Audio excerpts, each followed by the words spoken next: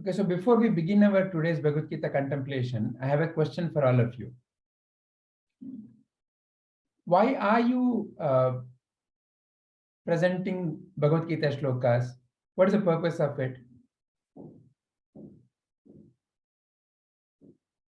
What is the purpose behind you presenting the Bhagavad Gita shlokas?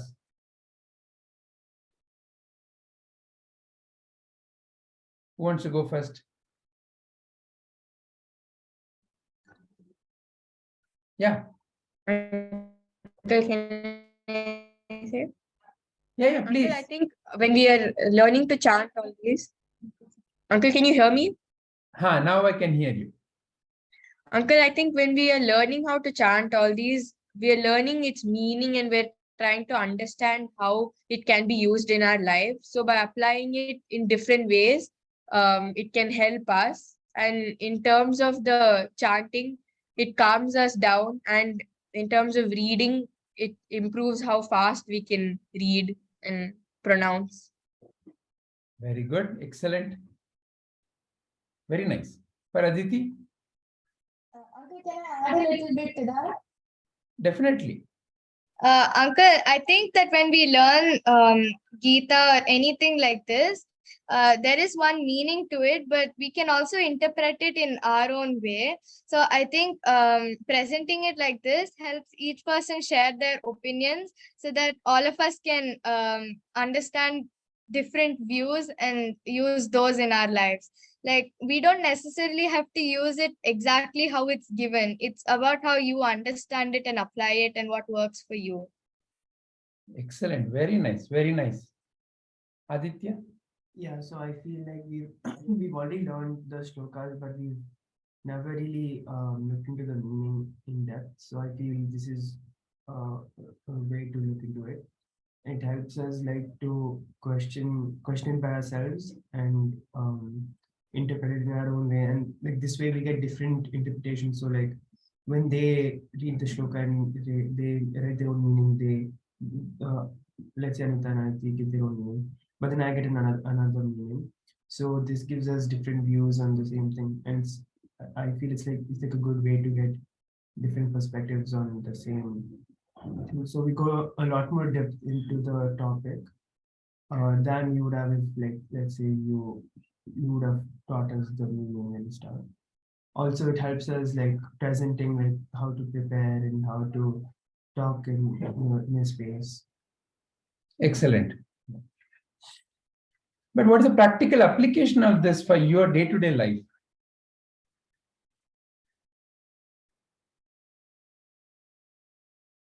What is the practical application of all this presentation and looking at the meaning from different perspectives? Is there a practical application?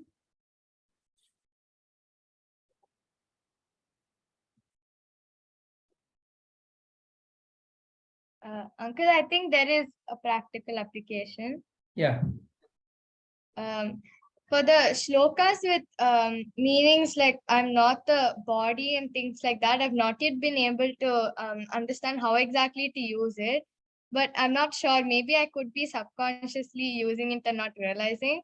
But I think for the ones that talk about being firm in your goals and your decisions and opinions, I think that has helped me a little bit to be confident about what I want to do and be certain of it. And when I put my mind to something, I should not waver and think of the distractions. I should just think of reaching that point.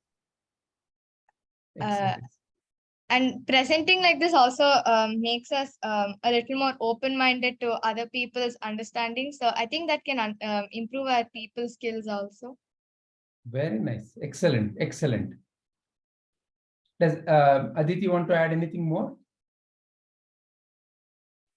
Uncle, I think for each shloka, it has its certain meaning. If we don't understand exactly what's given in it, through our examples, we're able to see how it can be applied, and therefore somehow we're trying to use it in our life.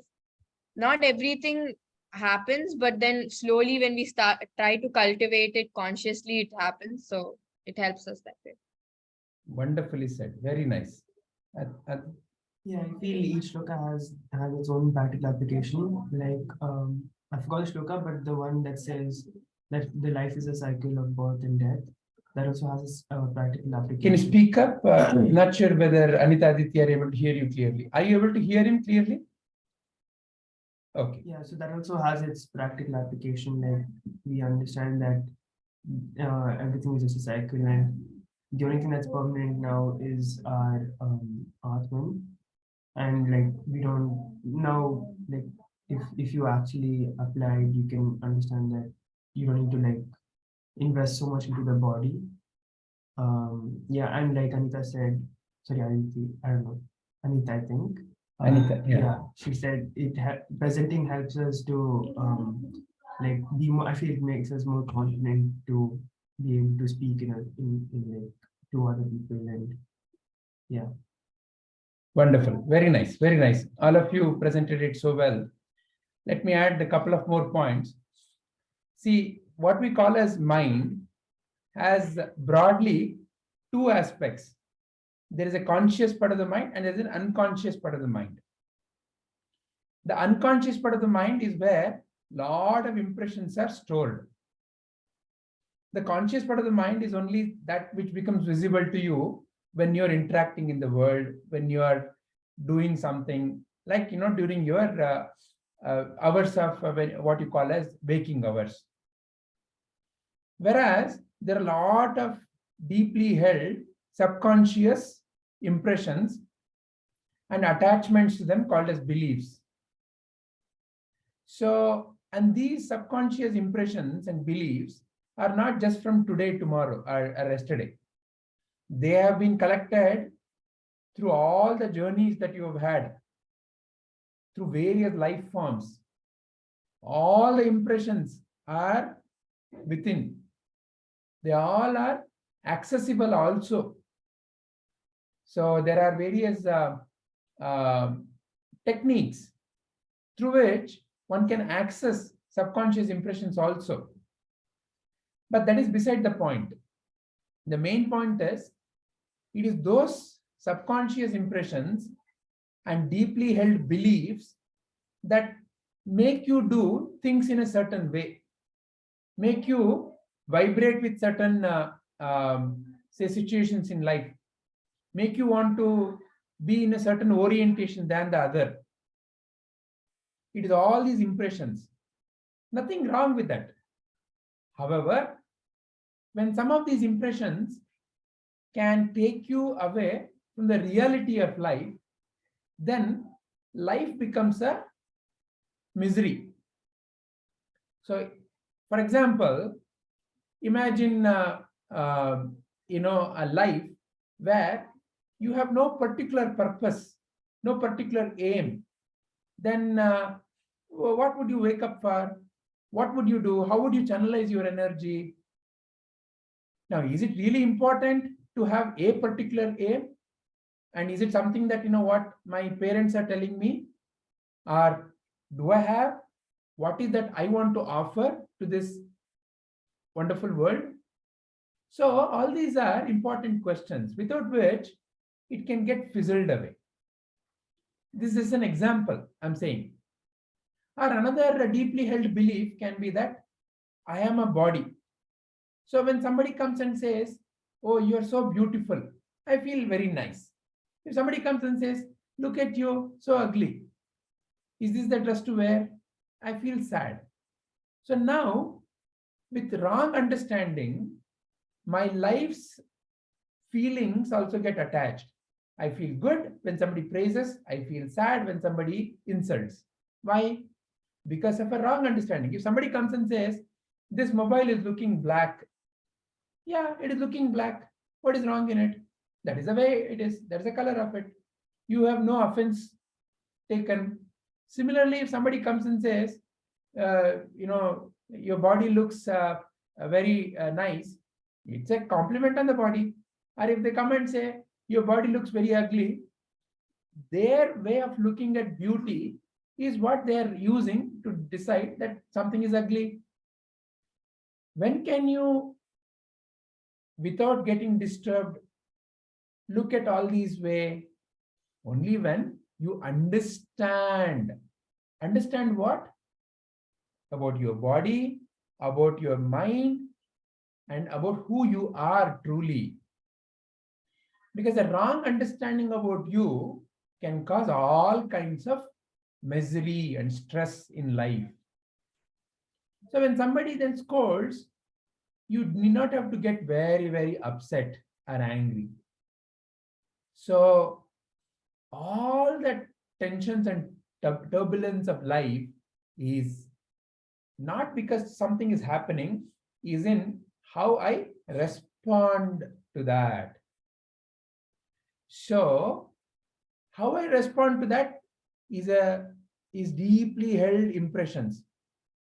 I may suddenly get very angry and nasty. I can shout at somebody when somebody is saying something not so nice to me. From where is that thought coming that I should scold somebody, or I should also insult, or I should also get back at them? It's coming from my own deeply held impressions about who I am. If somebody comes and says, uh, this book is yellow, no problem, book is yellow. But this book is so ugly. If it is my book, I may say, see, is this a way to keep the book? Look at it, all torn, and look at it, don't even have a good wrapper. If somebody says like that, I may feel insulted because I may feel that this is mine. So all this, me and the mind, is the one which causes various kinds of tensions, turbulence in life. How can you understand the nature of this? Is only when you know what is that you're dealing with. It's like, I want to just show one simple picture and then we will move on. I have given this example. So imagine, you have a wonderful watch given to you by your, very loud one, and it is not working. For some reason, it has stopped working. You may feel very sad and you may feel like crying. Why? Because you don't know what's wrong with it, how to correct it. But same watch, if I take it to a watch mechanic, would he also cry? No. Why? Because he knows how the machine works. He knows the parts of it. And he would examine it and he would say, oh, look, maybe this part is broken. This part needs to be replaced. So he replaces and again it starts working. So the one who knows how this whole thing works will not be disturbed. Similarly, in your life, you have to learn about the machine through which you're operating. And your machine has mainly two parts, the mind and the body. The body, you learn in your biology, various things. But the mind is not necessarily taught at all. And moreover, who you are is also not taught at all. It is that wrong understanding that causes all kinds of tension. When you understand the nature of the mind has these four parts: mano, buddhi, chitta, ahankara. Manas is where all your senses report. What you see, what you hear, what you smell, everything gets reported there. Then, depending upon who you think you are and what you have stored in the memory, your buddhi uses it for discrimination, right, wrong. So now, for example, it's a question to Aditi. Whose book is this, Aditi? Aditya's book. Aditya's book. The glass you are wearing, whose glass is that? Mine. Yeah. So you see, this is Aditya's, the glass is mine. So now if I say, is this the way to keep the book? What a nasty way to keep the book. Look, all the edges are like dog ears. Look at it. It's all already getting very scrumpled and dust. Is this the way to keep it? What a nasty way to keep it. Who do you think gets most affected by these comments? Aditya. Aditya. For you, it's okay. Whereas if I now make a comment about your glass, you will be disturbed, depending upon what kind of a comment I make, isn't it? So from where is that coming? The me and the mine. So in our mind, we have a certain investment into me and the mine. If I come and say, your sister is very nasty, you may feel a little affected. Why? Because my sister, my home, my country, my family, or my body, if I come and say you're stupid, you're not at all intelligent. Oh, my intelligence. So like this me and the mind, what is called as aham, that is the one which works with the memory. Your memory is like a dictionary. All that you've seen is stored in your dictionary. Some of it is visible to you, called as conscious mind. So much of it is not at all visible, subconscious. But the moment something happens, which is reported to you through your mana, your aham kicks in, and depending upon whatever is the impression that is very strong impression in your memory, that gets picked up by your buddhi and that becomes your action. So now tell me, is this a conscious way of acting? Is this a conscious action? So it's a subconscious or an unconscious action, isn't it? Whatever is a deep belief, you just get acted upon. So then what is a conscious action? What is a conscious action then? What is a conscious action? Using your buddhi. Speak up. Using your buddhi. Using your buddhi. But even in the unconscious, you're using your buddhi. See, somebody comes and scolds. Is this a way to keep the book? My aham, my book is the one which is being poked at, and the impression may be anger, the strong impression. So buddhi picks the anger and it analyzes, because ultimately it's the buddhi which says to the body, do this, scold him back, fight him back, hit him back, whatever, right? So you always are using, whether it's unconscious or conscious, you're always using buddhi. So doing actions without the chitta. Yeah. But how can you do actions without the chitta? You have to know that this is the book. Chitta is important, no? We don't have the previous impressions of it. You don't have the previous impressions of it. Okay, good.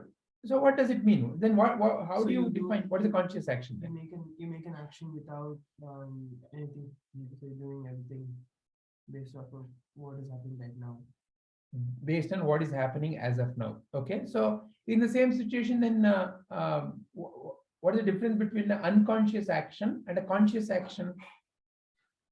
So unconscious, you're using your chitta, but in the conscious, you're not using your chitta, and you're only using your buddhi. Okay, that's what you think. Okay, all right. Yeah, Anita Aditi, what is your response? Uncle, I think unconscious is using Uncle, I think unconscious is using the chitta and the buddhi, but then conscious is to like keep an open mind, so not completely use the chitta, so then you can be open to other views and perceptions, and then make your final decision. Okay, very nice.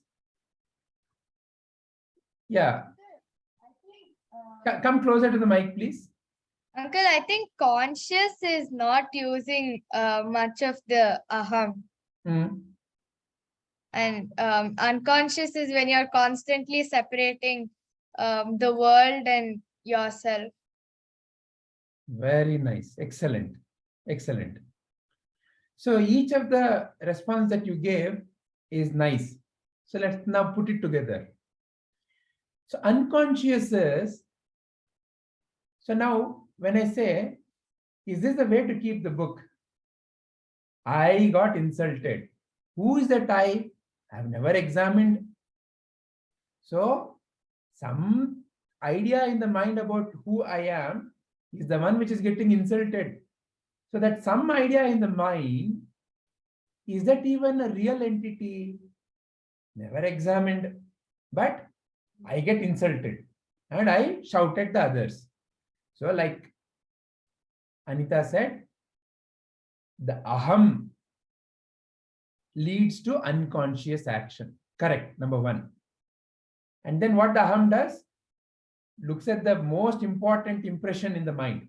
Because aham, or the I, it wants to kind of feel right always.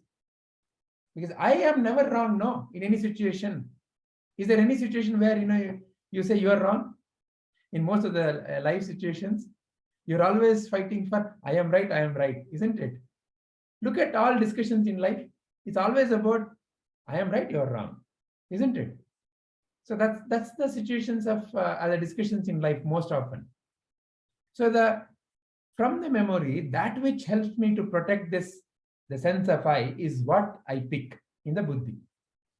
So ultimately leading to a unconscious action means it leads to not so pleasant results.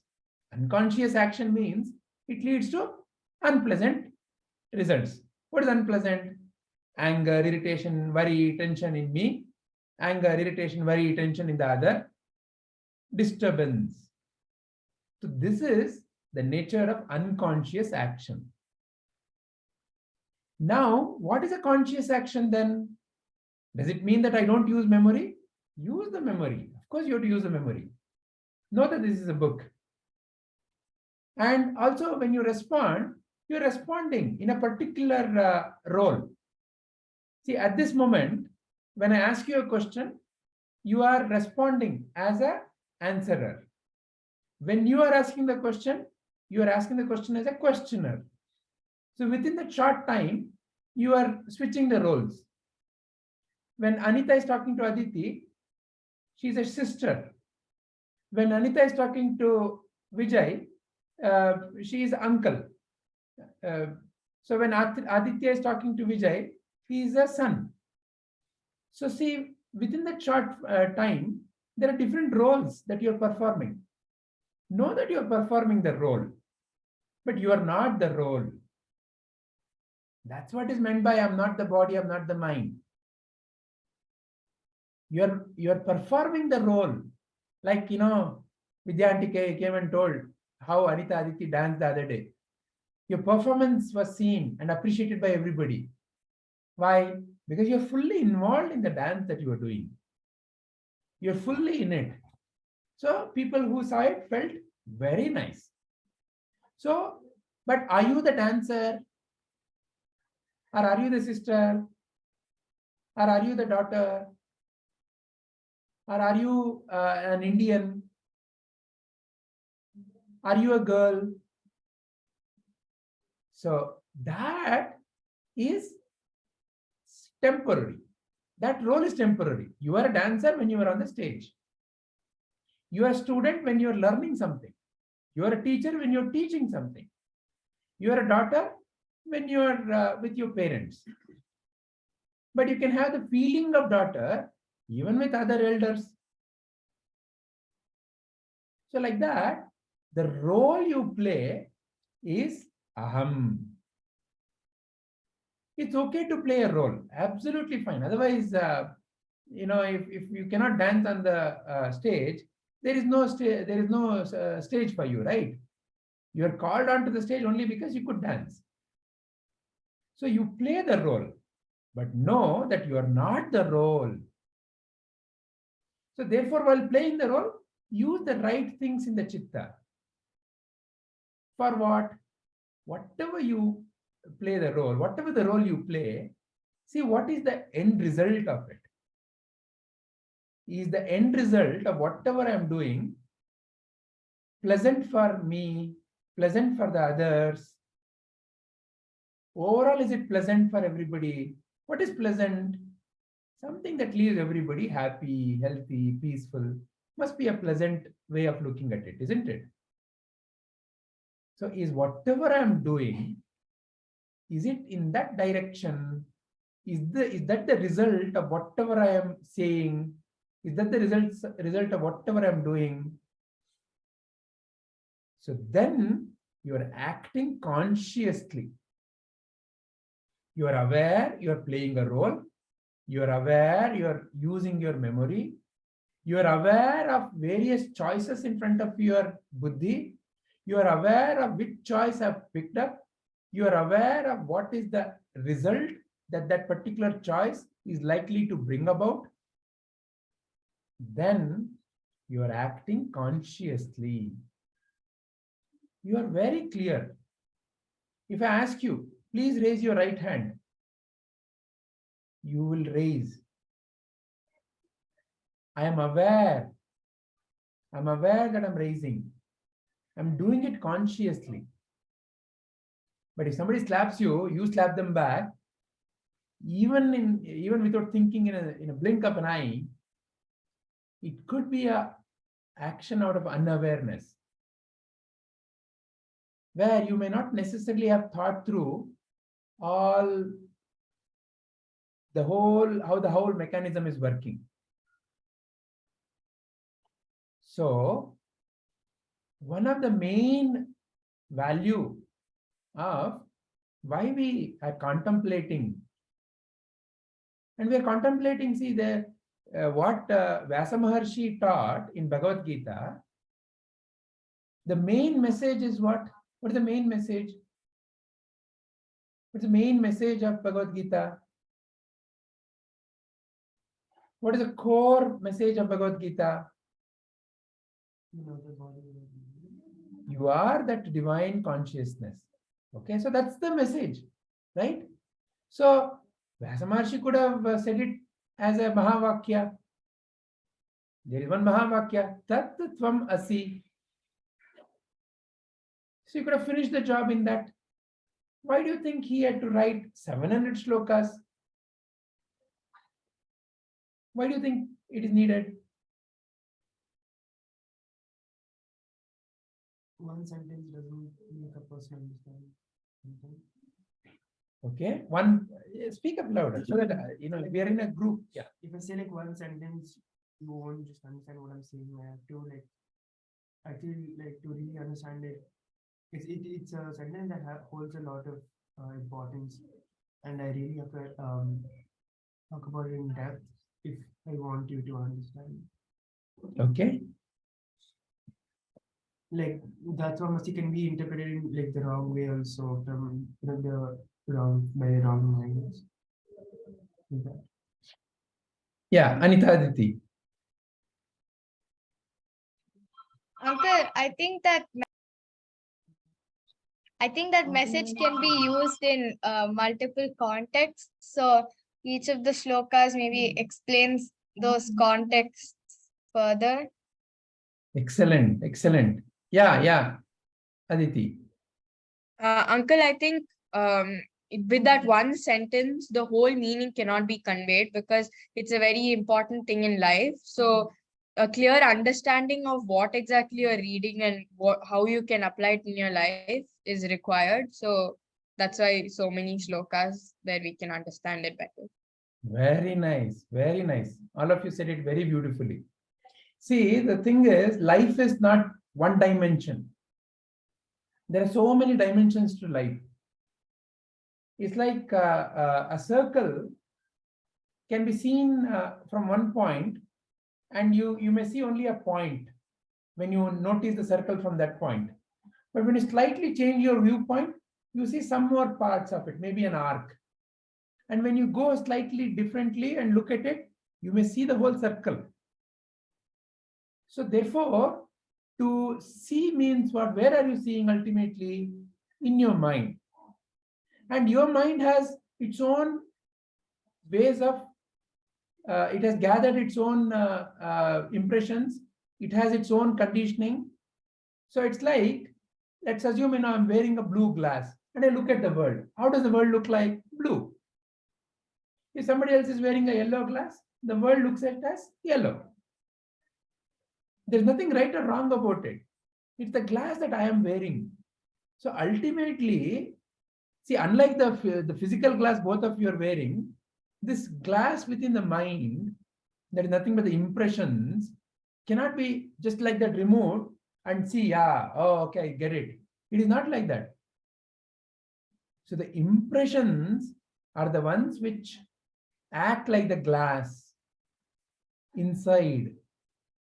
So to clean that, so that the right view can emerge, is why we are contemplating. So 700 viewpoints is how you can consider Bhagavad Gita. There are 700 shlokas for you to stand on that shloka and then to look at your own impressions in the mind and to realize what is the truth. Truth is one, but to arrive at it, there are different paths. Mountain is one, but you can climb from different angles. Is this all making sense?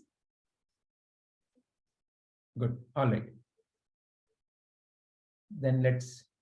So, what is the question we contemplated on? What is the question? All this discussion. Yeah. What the importance of presenting shlokas like this is? And why learning it is important. Excellent. Very nice. Thank you very much.